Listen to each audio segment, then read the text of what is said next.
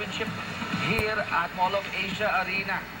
And the two ball clubs, Altain Bars of Mongolia, going up against the PLDT home Evolution Power Pinoy. So volleyball fans, magandang hapon po muli sa inyong lahat.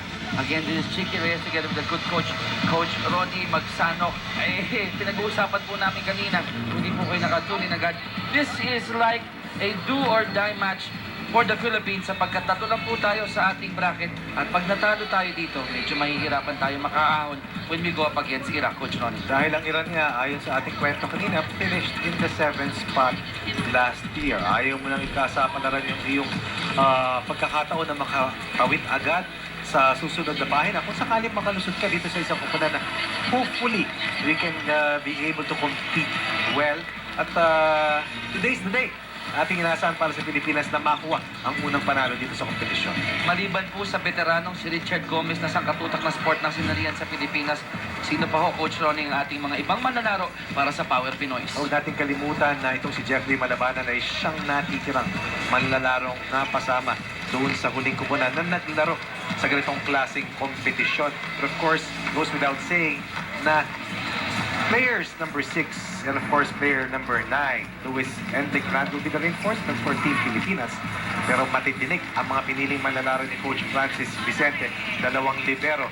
Ang ating setter ay isa sa mga reinforcements na pinili ni Coach Francis Vicente to be able to level up against the taller setters also of our counterparts. But make no mistake about it, Richard Gomez at 47 years old does not look like 47, looks to be like 007. Our campaign here para sa Pilipinas. At tanda natin, Chiki, itong mga pangalan na yan, ating ibabandera, Longabella, Moswela Malabanan, Torres Abdila Franco, Torres at Ramos. Ngayon, hindi pa gaanong kilala. Pagkatapos ng siyam na araw, siguradong tatatak sa mga utak at isipan ng ating mga kababayan. Mga bagong bayani para po sa bansang Pilipinas. Ngayon naman po, kung kami ni Coach Ronnie ang dalawang tinik, isama natin ang Rosas sa aming coverage para sa kanyang malupit na interview. Apple, anong meron mo dyan? Chicky, tulad yan ang sabi kanina ni Coach Francis Vicente, it's been barely 2 months na nabuo itong PLDT Home Evolution Power Pinoy. At kung nasa na ang kanilang level when it comes to gelling at chemistry, yan ang makikita natin sa game nila mamaya. Proven na daw, individually na they're talented and competitive, but their cohesiveness as a team, masusubukan ngayon kontra Mongolia. Balik sa inyo. Maraming salamat, Apple David, ang napakasipag nating courtside report. Ang dami niyang nakapanayan po kanina from Mr. Popoy Wico, Mr. Richie Garcia, Mr. Tatsa Susara, and even the ladies who are guiding our players for this, matatawag ito, Coach Ronnie, momentous event talaga sa ating bansa sapagkat Tama yan. kailan ba tayo huling sumali? 2009? 2009. At kung di ako nagkakamali, pang-anim o pang-pitong pagkakataon natin ito na mapasama sa gitong klaseng kompetisyon. Yun nga, I'm not mistaken. 7. Mamaya, susulitin natin yung ating best finish ever dito sa gitong klaseng kompetisyon. Pero matagal-tagal na tayo na talagang hindi nagko-content.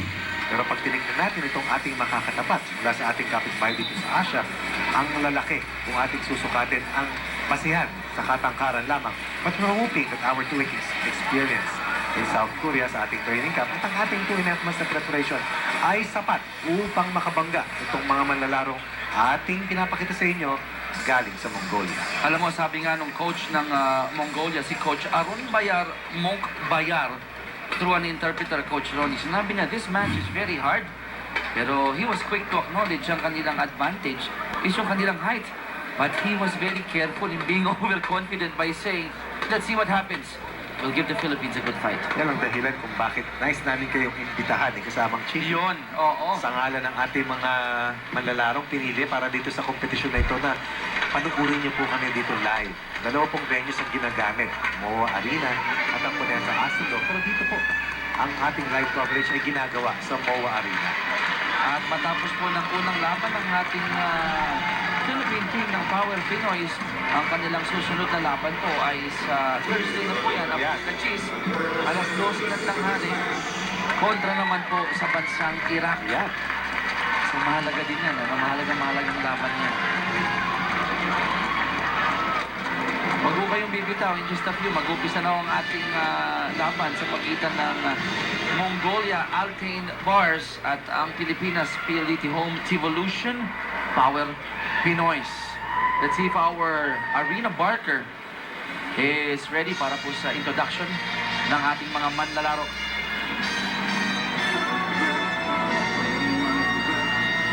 Here's the presentation of the international referees. The first referee, Mr. Kong Tan Nguyen from Vietnam. The second referee, Mr. Elias Webe from Lebanon.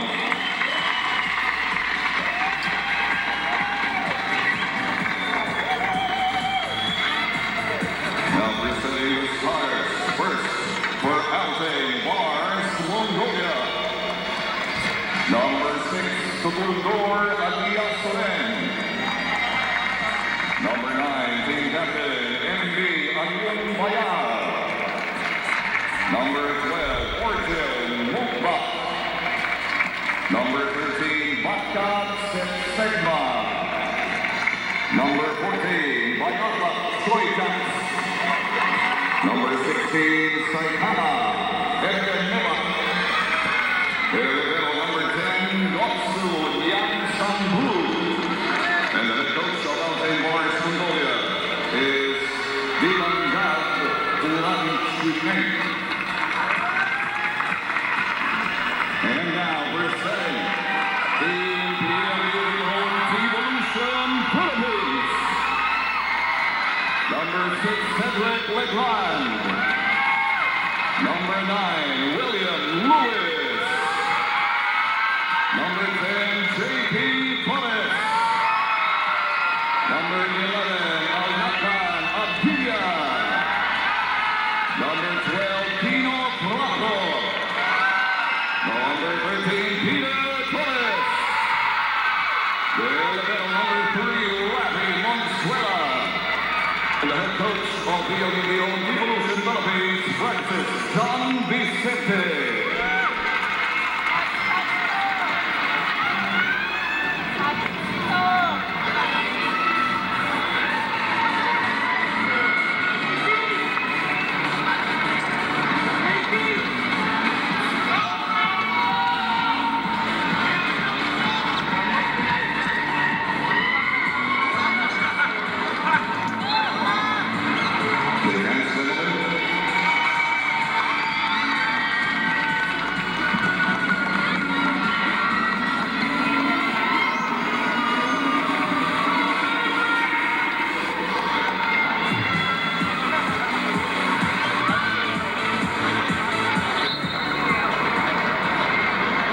At dyan po nag-umpisa ang ating AVC kung saan ang dalawang kupunan ay pinakilala ang kanilang mga starting unit. At this is a very kind gesture that I always like, Coach Ronnie, pag nagkaroon ng international competition, nagpapalitan ng munting regalo ang mga involved na teams. Kasama sa protocol yan, kasamang chicken most of the time.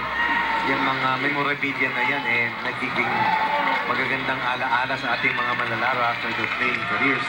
Kasi makikita mo talaga yung iba flash, tatago mo yan. Tatago mo talaga yan. Ang tawag nga dyan dahil hindi masyadong nagkakaintindihan, exchange. Kung parang exchange gifts na yan. At eventually, dahil ito naman, yung iba, pati uniforme, nagpapalitan.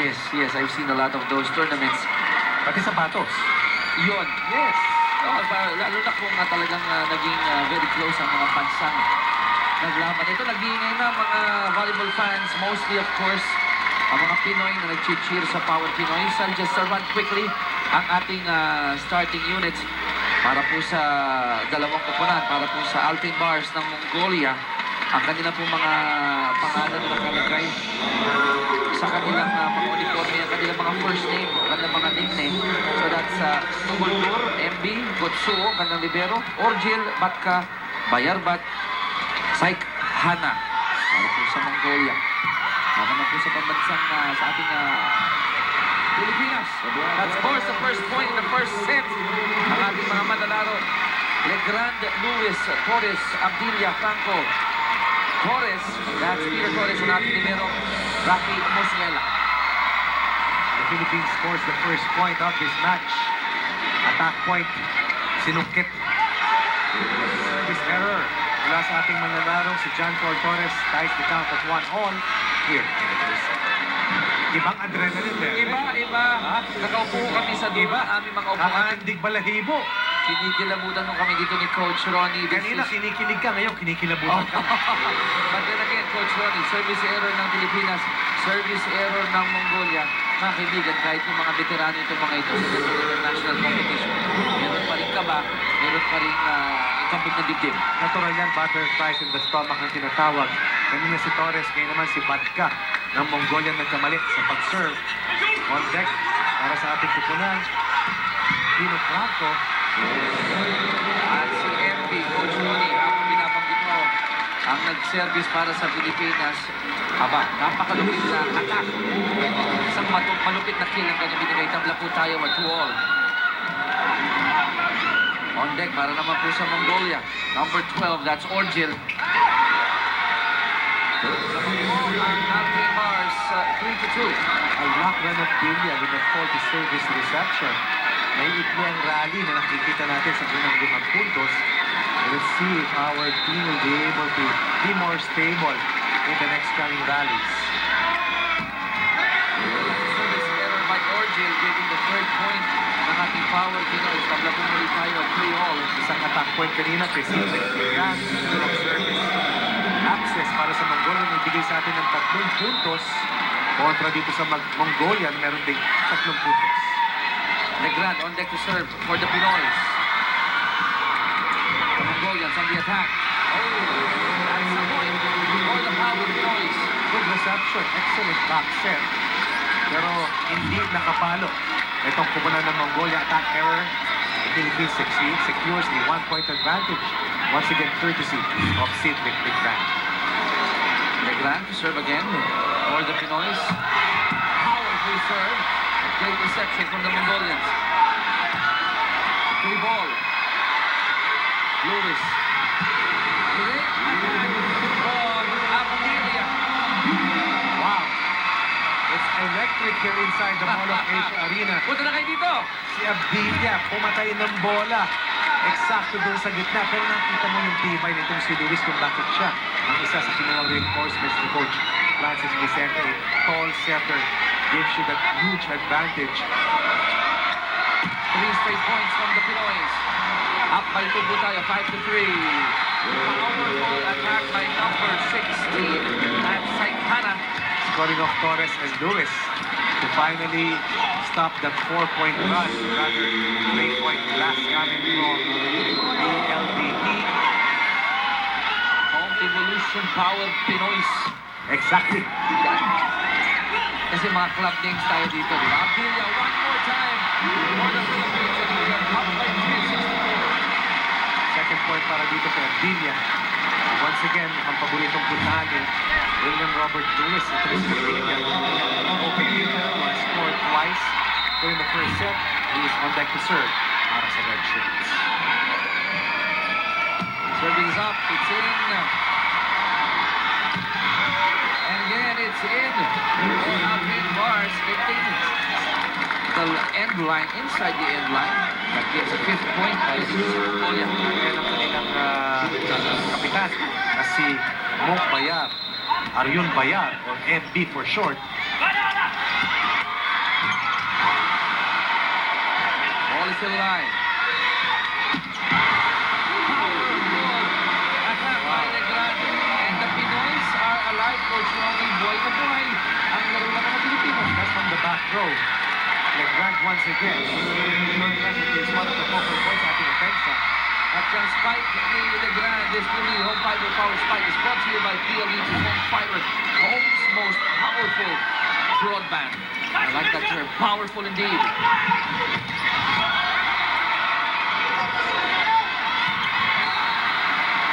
And the point goes to Alvin Mars.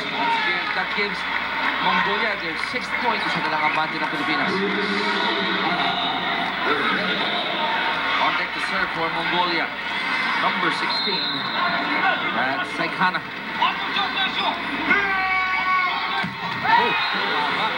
this is the third service error here in the first set. Tayo sa ating unang tactical timeout. Chiki, lamang ng 2 puntos ang Pilipinas. 8-6 ang ating score. Philippines on track here in the first set. We'll be right back.